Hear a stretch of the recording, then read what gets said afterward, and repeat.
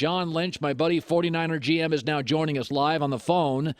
Let's start with this, is that when you took that job, you said, John, I'm going to make sure this organization, I don't want anything leaked because no good business has leaks. And you kept the Trey Lance thing undercover for a month.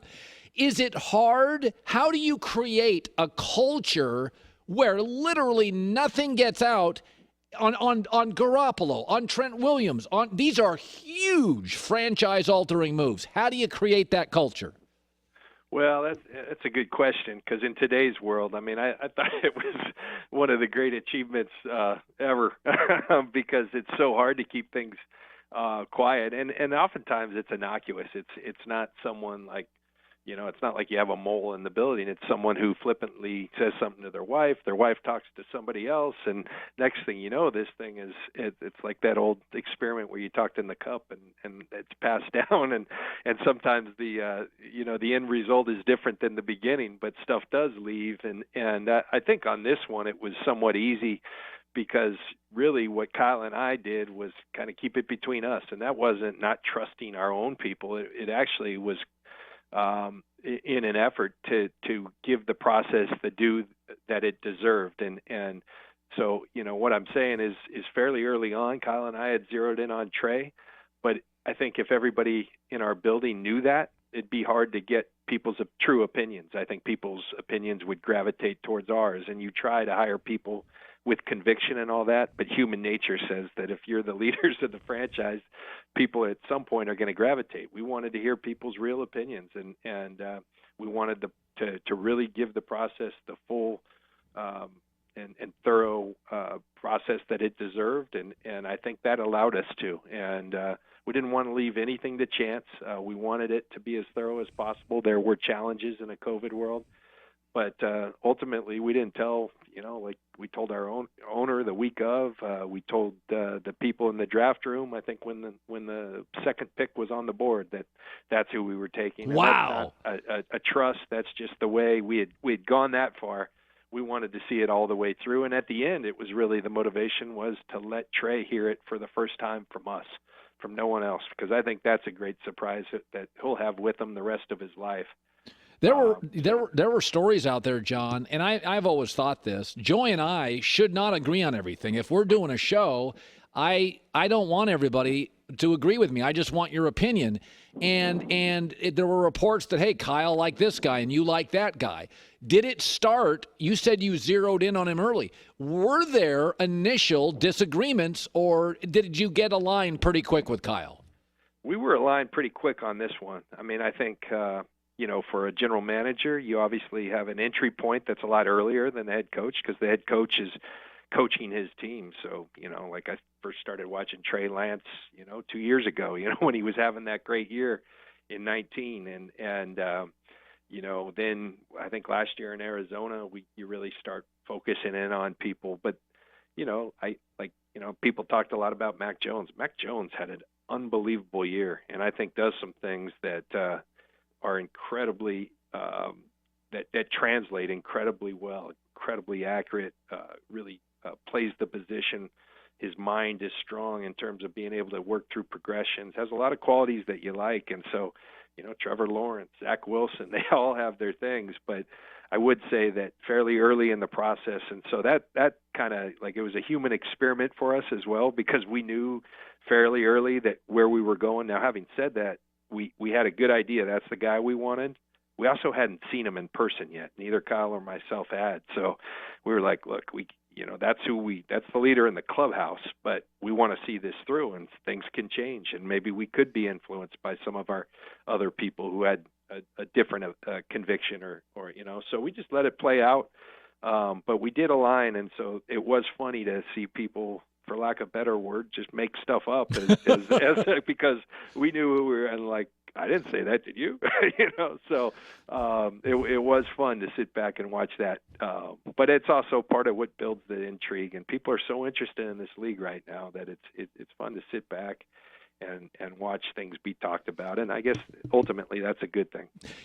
I had said this on the air. I said, in my opinion, I'll just tell me how a general manager thinks. I said, listen, they won the Jimmy Garoppolo trade. They gave up a second rounder. He's in the Super Bowl.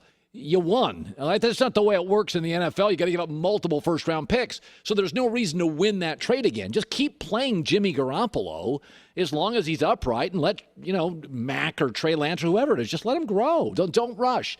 There were a lot of these stories that were get Garoppolo out of the building. I just didn't get it. I like he got you to a Super Bowl. This kid's been in big games. This is the NFC West. I don't care how good Trey Lance is. You got to face Pete Carroll in week 1. That's brutal. So when you would hear the Garoppolo stuff, how much of that did you have to go to Jimmy and say, hey, Jimmy, don't believe that blog? Did you have to kind of manage that situation? I think Jimmy's got a really good trust in myself and Kyle. I think you earned that, and I think from day one we've been very upfront with Jimmy. And when I went to Jimmy, I told him the truth that, like, look, we have made a decision that we're going to pursue a quarterback this offseason. Jimmy, when you've played, you've been tremendous, and the record speaks to that. We feel like there's room for growth. When you're on the field, the biggest thing's been hard to keep you on the field in that position. So that's not an easy thing to tell a player, but Jimmy took it tremendously. And my other commitment was that, but here's the good news, Jimmy, we don't want you to go anywhere. We want you to, be here, and our ownership has made the commitment that we can do that. We can fit it in our cap, and we think it's a good situation for you. Probably not the one you ultimately want to hear. I'm sure you want to be the long-term guy. You know what? And there's a flip side to that. He still could be, because he's going to have a chance to compete and earn that job, and we're just going to let it play out. But Jimmy's a really good football player.